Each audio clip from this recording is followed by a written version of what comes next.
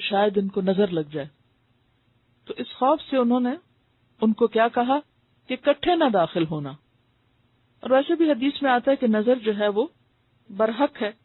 العین حق، نظر کا لگنا جو ہے وہ حق ہے. اس کے بارے میں صحیح احادیث ہیں. یہ جو حدیث ہے العین حق، یہ وہ صحیح بخاری کی حدیث ہے.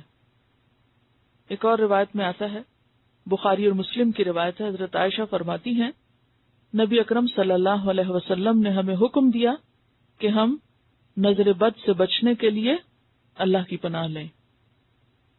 حضرت ام سلمہ سے روایت ہے کہ نبی صلی اللہ علیہ وسلم نے ان کے گھر میں ایک لڑکی کو دیکھا جس کا چہرہ زرد تھا. آپ نے اس سے فرمایا کہ اس کے لیے تعوذ پڑھو یا اس کے لیے دعا پڑھو کیونکہ اسے نظر بد لگی ہے. یعنی یہ جو اس کے چہرے کا رنگ بدلا ہوا ہے یہ بیمار لگ رہی ہے، اور اس کی بیماری کیا ہے؟ نظر کی. حضرت عوف بن مالک کہتے ہیں کہ ہم لوگ زمانے جاہلیت میں جھاڑ پھونک کرتے تھے. اسلام لانے کے بعد ہم نے عرض کیا یا رسول اللہ صلی اللہ علیہ وسلم ان کے بارے میں آپ کیا فرماتے؟ تو آپ نے فرمایا کہ وہ کیا کلمات ہیں جن سے تم جھاڑ پھونک کرتے ہو، اگر ان میں شرک نہ ہو تو ان کے استعمال میں کوئی حرج نہیں. صحیح مسلم کی روایت ہے. کیونکہ اگر کسی ایسے کلام میں شیطان یا جنوں وغیرہ کے نام ہو یا اللہ کے علاوہ کسی اور سے مدد مانگی گئی ہو تو وہ درست نہیں. آپ صلی اللہ علیہ وسلم نے اپنی امت کو اس کے لیے تدابیر بتائی ہیں. مثلا ہمیں یہ حکم دیا گیا کہ جب کسی چیز کو دیکھ کر ہمارا دل خوش ہو، کوئی چیز اچھی لگے تو اس وقت کیا پڑھنا چاہیے؟ بارک اللہ فیکم، اللہ تمہیں اس میں برکت دے. اور اسی طرح ماشاء اللہ بھی. ماشاء اللہ لا قوت الا باللہ یہ سورۃ الکہف کے الفاظ ہیں. لولا اذ دخلت جنتک قلت ما شاء اللہ لا قوت الا باللہ، کہ جب تم اپنے باغ میں داخل ہوئے تو تم نے یہ کیوں نہ پڑھا. تو یہ دونوں چیزیں پڑھی جا سکتی ہیں. اسی طرح سورۃ الفلق اور سورۃ الناس. لیکن نبی صلی اللہ علیہ وسلم حضرت حسن اور حسین کو جب دم کیا کرتے تھے تو اس وقت وہ مخصوص دعا پڑھتے، اعیذکما بکلمات اللہ التامات من کل شیطان وہامۃ ومن کل عین لامۃ. اور آپ ان دونوں کو کہتے کہ میں تمہیں اسی طرح دم کر رہا ہوں جس طرح ابراہیم علیہ السلام اپنے دونوں بیٹوں اسحاق اور اسماعیل کو کیا کرتے تھے. اور یہی مسنون دعا ہے جو دم کی پڑھنی چاہیے. اور اسی طرح کچھ اور دعائیں بھی ہیں، یہ کارڈ میں چھپی ہوئی ہیں نظر اور تکلیف کی دعاؤں کے نام سے. ان کو آپ پڑھ سکتے ہیں.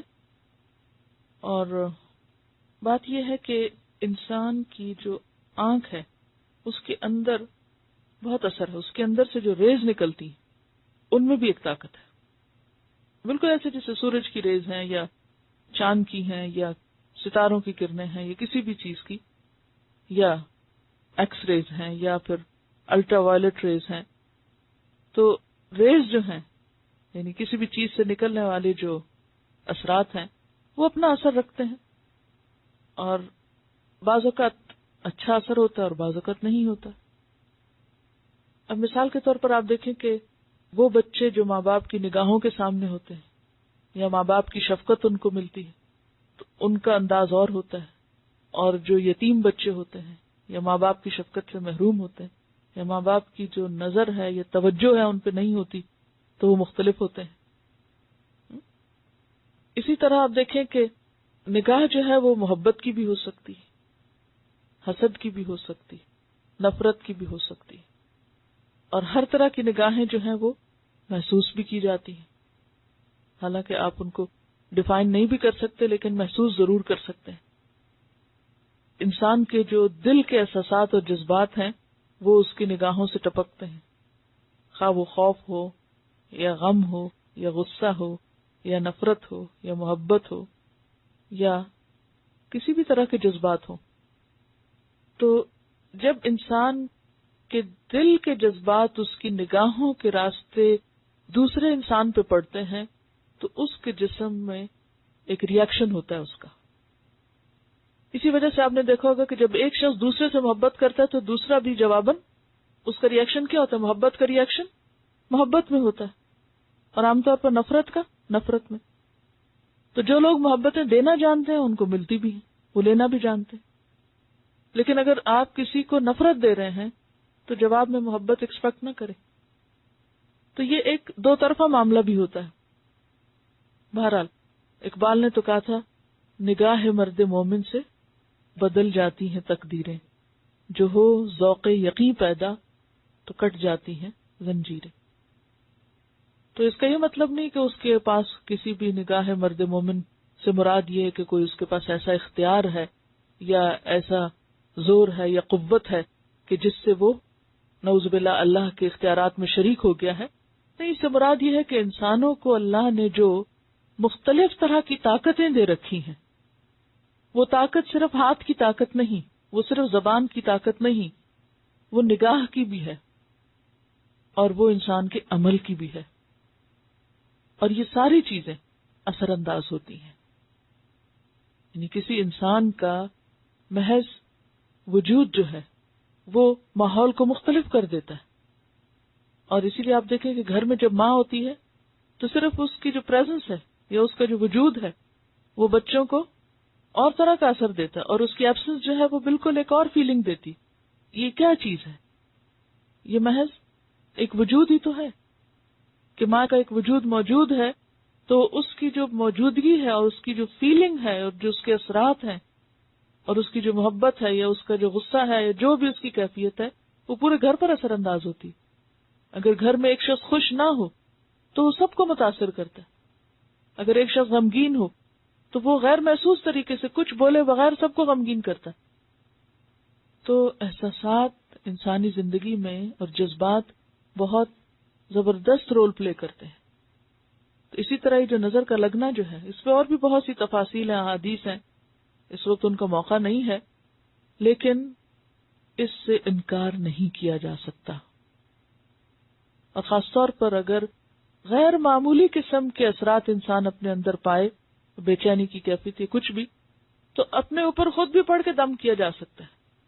ضروری نہیں کہ آپ کسی بزرگ کے پاس کچھ میلوں کا فاصلہ طے کر کے جائیں اور اس سے کروائیں. یہ الگ بات ہے کہ ظاہر ہے کہ اس شخص کی اپنی ایک ایمانی قوت بھی اثر کرتی ہے، یعنی اس کے اپنے ایک اثرات ہوتے ہیں.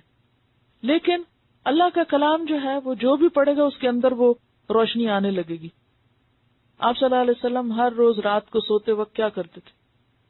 معوذتین پڑھ کے اپنے دونوں ہاتھوں پر دم کر کے اور خود اپنے ہاتھوں سے اپنے جسم کے اوپر پھیر لیتے تھے. یہ مسنون عمل ہے. تو اسی طرح خواہ پھونک ماری جائے یا ہاتھ پہ پڑھ کے تو ہاتھوں کو پھیر دیا جائے یا بعض جگہوں پہ لعاب دہن لگا دیا جائے، تو یہ سب چیزیں جو ہیں اسلامی طور پر ثابت ہیں.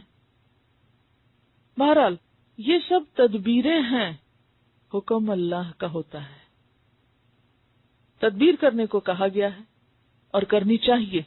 بالکل ایسے ہی جیسے کوئی بیمار ہو تو دوا کھانی چاہیے، لیکن شفا ڈاکٹر کے ہاتھ میں نہیں ہے، شفا اللہ کے ہاتھ میں ہے. اگر کوئی شخص یہ سمجھتا ہے کہ شفا ڈاکٹر کے ہاتھ میں تو یہ شرک ہے. شفا اللہ کے پاس ہے. اسی طرح آپ خود دم کریں یا کوئی اور آپ کو دم کرے تو شفا اس کے پاس نہیں ہے یا اس دم کے اندر نہیں، وہ اللہ کے اذن سے. کیونکہ سورۃ فاتحہ کا جیسے ہم دم کرتے ہیں تو اس میں ہم کیا کہتے ہیں؟ ایاک نعبد و ایاک نستعین. تو اصل چیز تو اللہ کی مدد ہے اور اللہ کی عبادت ہے.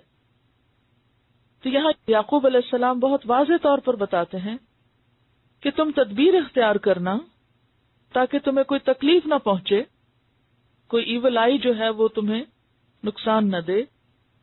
لیکن یہ یاد رکھو وما اغنی عنکم من اللہ من شیء، وما اغنی، اور نہیں میں کام آ سکتا، نہیں میں بے پرواہ کر سکتا، بے نیاز کر سکتا، عنکم تم کو، من اللہ اللہ سے، من شیء کچھ بھی. نصیحت کر سکتا ہوں، مشورہ دے سکتا ہوں، تدبیر کرنے کو کہہ سکتا ہوں، لیکن میرا اللہ پر کوئی زور نہیں. میں تمہیں اللہ سے بے نیاز نہیں کر سکتا. یہ معنی ہے لفظی. کیا مطلب؟ کہ اس کا یہ مطلب نہیں کہ تم تدبیر کرنے کے بعد پھر اللہ کو بھول جانا. تم اللہ سے خود بھی دعا کرنا اور خود بھی اس پر بھروسہ رکھنا. یعنی میری تدبیر اور نصیحت تم کو اللہ سے غافل نہ کر دے. میں تمہیں اللہ سے بے نیاز نہیں کر رہا، یا اللہ کا حکم نافذ ہونے میں میری یہ تدبیر کچھ نہیں کر سکتی. اس تدبیر کے باوجود اللہ کا حکم نافذ ہو سکتا ہے. تو اس سے کیا پتہ چلتا ہے کہ انسان کو ہمیشہ تدبیر تو کرنی چاہیے، احتیاط تو کرنی چاہیے. انسان پریکاشنز تو لے سکتا ہے کسی بھی چیز سے بچنے کے لیے، لیکن اللہ کا فیصلہ اور تقدیر ان سب چیزوں پر غالب ہے. اللہ کی قوت ہر قوت سے بڑی ہے. کیوں؟ اس لیے کہ ان الحکم الا للہ، نہیں حکم فیصلہ مگر اللہ کا، اللہ ہی کے لیے ہے. حکم بس اسی کا چلتا ہے. اب یہاں آپ دیکھیے کہ ایک پیغمبر کیا کہہ رہے ہیں کہ فیصلہ میرا نہیں، حکم میرا نہیں، میری صرف نصیحت ہے، تدبیر ہے، مشورہ ہے بس. یعنی پیغمبر بھی اللہ کے اختیار میں، قوت میں شریک نہیں ہوتے. علیہ توکلت، اسی پر میرا بھروسہ ہے، میں بھی اسی پہ توکل کرتا ہوں. وعلیہ فلیتوکل المتوکلون، اور اسی پر سب توکل کرنے والوں کو توکل کرنا چاہیے. تو یہ ہے بہترین امتزاج تدبیر اور توکل میں.